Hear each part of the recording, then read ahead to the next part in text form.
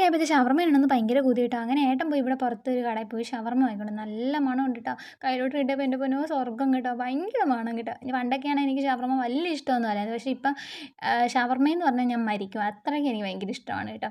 അങ്ങനെ ഒരു ഫുൾ ഷവർമ്മയും വാങ്ങിക്കൊണ്ടുവന്നു ചിക്കൻ്റെ. അതേപോലെ തന്നെ ഒരു സലാഡും വരുന്നുണ്ട് കേട്ടോ. ഈ സലാഡിനകത്ത് നമ്മുടെ വെള്ളരിക്കായും അതേപോലെ തന്നെ മുട്ടക്രോസും മുളക് പൊടിയും അതുപോലെ എന്തോ പുളിക്ക് വേണ്ടി എന്തോ ഒരു ചേർക്കും. എനിക്ക് നാരങ്ങ നീരാന്ന് വിനാഗിരിയാണെന്ന് അറിയത്തില്ല, മുളക് പൊടി എന്തോ ചേർക്കും കേട്ടോ. അതാ സലാഡ് വരുന്നത്. പക്ഷേ നമ്മൾ കോഴിക്കോട് പോയ സമയത്ത് ചേച്ചിയുടെ വീട്ടിൽ പോയ സമയത്ത് അവിടുന്ന് ഒരു ഷോപ്പിൽ നിന്ന് ഒരു ഷവർമ്മ കഴിച്ചായിരുന്നു കേട്ടോ. ആ ഷവർമ്മയ്ക്ക് ഈ റൊട്ടി പോലല്ല സംഭവം വരുന്നത്, നമ്മുടെ ചപ്പാത്തിയാണ് റോൾ ചെയ്ത് ചേർക്കുന്നത്. പക്ഷേ അതും ഇതുപോലെ തന്നെ ഭയങ്കര സെയിം ടേസ്റ്റ് ആയിരുന്നു കേട്ടോ. അതേപോലെ വെച്ചാൽ അവിടുത്തെ സലാഡ് ഇതുപോലത്തെ അല്ല വരുന്നത്, ബീട്രൂട്ട് വരുന്നുണ്ട് അവിടുത്തെ സലാഡിനകത്ത് വരുന്നത്. പക്ഷേ ഇത് വേറെ സലാഡാണ് വരുന്നത്.